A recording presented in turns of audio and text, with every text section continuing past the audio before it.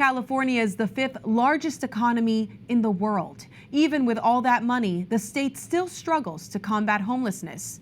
EWTN News In Depth's Roselle Reyes traveled to two cities in Southern California to take a closer look. Los Angeles, the city of angels. With almost 4 million people living in LA, it is the second most populous city in the United States. Known as the center of the nation's film and television industry, with miles of stunning beaches lining the coast. But there's a less glamorous side of LA that people tend to turn a blind eye to. That is the growing unhoused population.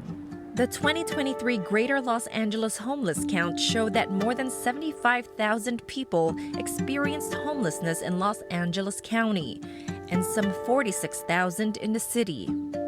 Compared to the year prior, that is a 9% increase in homelessness in the county and a 10% rise in the city. Why do we have anybody who has to live on the margins when what the church teaches and what God, I think, wants us to know and believe is that all people should be welcome? In East Los Angeles, in the Boyle Heights district, you will find Dolores Mission Church, where the unhoused population is welcomed with open arms. Father Brendan Bussey is the pastor of Dolores Mission Church, the only sanctuary homeless shelter in Los Angeles. Dolores Mission Church was founded by Belgian nuns nearly a century ago, but is now a Jesuit-run parish. What started here started by the most humble, poorest people turning to each other and saying, if this is what Jesus is doing, what can we do? In response to poverty, gang violence, incarceration, lack of child safety, lagging education, and homelessness in Boyle Heights, parishioners put faith into action.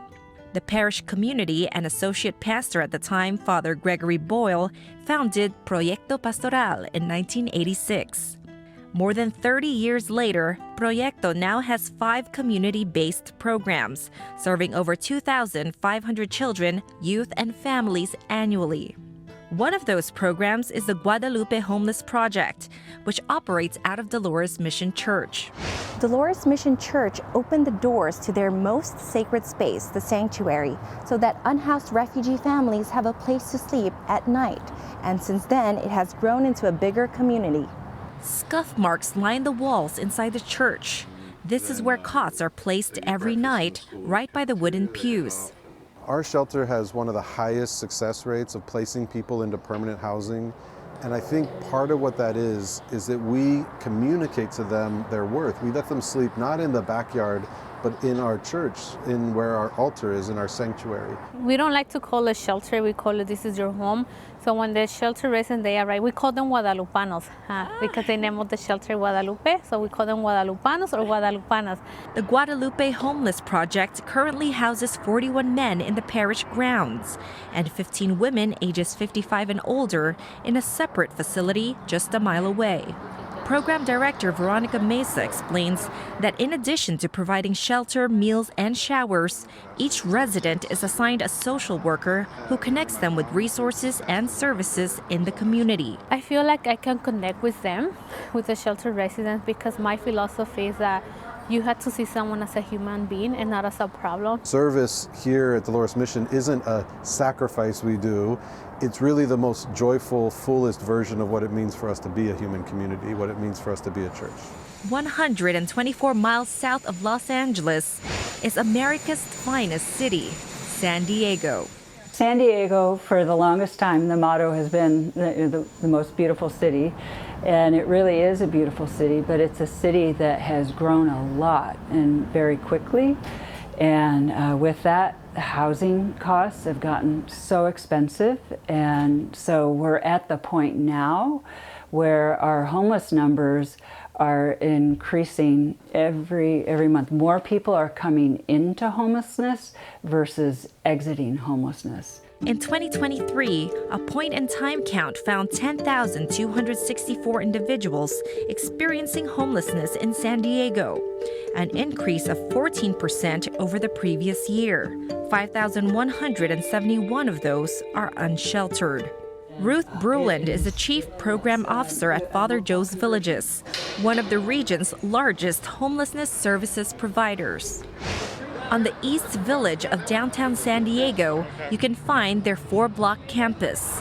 From a day center that people can seek shelter away from the streets, access to showers, a mailroom and storage, to a health center that provides medical and dental care, to childcare facilities, to several housing units. Established in 1950 to serve San Diegans experiencing homelessness and poverty, Father Joe's Villages now houses more than 2,000 people nightly. They just have to get that opportunity. And that's what Father Joe's can provide, that opportunity. And that's, I think that's why our staff sticks so close to our mission statement, you know, one life at a time, because it is. It's one life at a time that this amazing, amazing stuff can happen. Father Joe's provides a variety of housing programs, such as affordable housing for people living on a low income, rapid rehousing for clients who need short-term rental assistance, transitional shelter for families and people with life-threatening illnesses, and supportive housing for clients living with a disability. Right behind me is the St. Teresa of Calcutta Villa. It's an affordable housing community of Father Joe's Villages. Just this building alone has 407 units. One of the many residents under Father Joe's housing programs is Lister. About 5 years ago, I just got out of prison, and I came out. I only had a pair of flip-flops, a T-shirt, and a pair of shorts. No money, no nothing. I was in the streets. I kept getting robbed, going everywhere. I found Father Joe's. They took me in. They gave me a place to live. They put me through programs. Thank God for Father Joe's. I'm telling you, he saved so many people's lives. Serving as a volunteer, he in turn wants to be a helping hand to other people in need. Another volunteer is Pat Shagnon. I choose to volunteer because my sister had a problem with drugs, and she just couldn't overcome it. But she was always welcomed here at Father Joe's. Our hope is that we continue to keep our hearts open, to do the work and show dignity and show love and show kindness to each person we meet. Roselle Reyes, EWTN News in Depth.